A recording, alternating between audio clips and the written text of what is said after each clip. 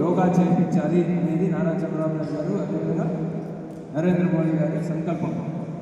June 21 yoga day ఏదైతే మనం ప్రపంచవ్యాప్తంగా యోగా సెలబ్రేట్ చేసుకుంటాం, అదే రోజు ఆంధ్రప్రదేశ్ మొత్తం 2 కోట్ల మంది మనుషులతో మనం యోగా సైమల్టేనియస్గా జరిపి దాన్ని గిన్నిస్ బుక్ ఆఫ్ రికార్డ్స్, ఇంకా book of records, world records అన్నింటిలో కూడా నమోదు చేయాలనేది మన నాయకుల యొక్క అభిలాష. దాన్ని నెరవేర్చడానికి ఈరోజు మీ అందరినీ కూడా వాలంటీర్గా సెలెక్ట్ చేసి నరేంద్ర మోడీ గారు ఆంధ్రప్రదేశ్లో వైజాగ్ వస్తారు.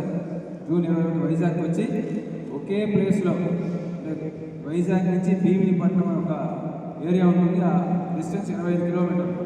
ఆ 25 కిలోమీటర్లో వరుస పెట్టి బీచ్ పక్కనే, అంటే సముద్రం పక్కనే 5 లక్షల మందితో యోగా చేశారు. ఆ రోజు ఎంతమంది చేత 5 లక్షల మందితో ఒకే చోట యోగా చేయడం ఒక పెద్ద రికార్డ్ అనమాట. వాళ్ళు అక్కడ 5 లక్షల మందితో నరేంద్ర మోడీ గారు, చంద్రబాబు నాయుడు గారు చేస్తూ ఉంటే, అదే సమయంలో మనం ఇక్కడ మన కాన్స్టిట్యున్సీలో దగ్గర ఎంత సేపు అంటారు, 3,000 మంది. మన కాన్స్టిట్యున్సీలో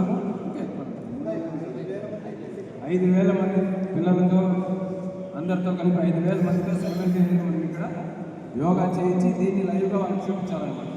అర్థమైంది. అంటే 2 కోట్ల మందిలో మన కాన్స్టిట్యున్సీ 5,000 మంది మినిమం, ఇంకా ఎక్కువ అయితే కూడా మంచిది, మనం చేయాలనేది సంకల్పం. ఓకే, యోగా అనేది మనల్ని ఒక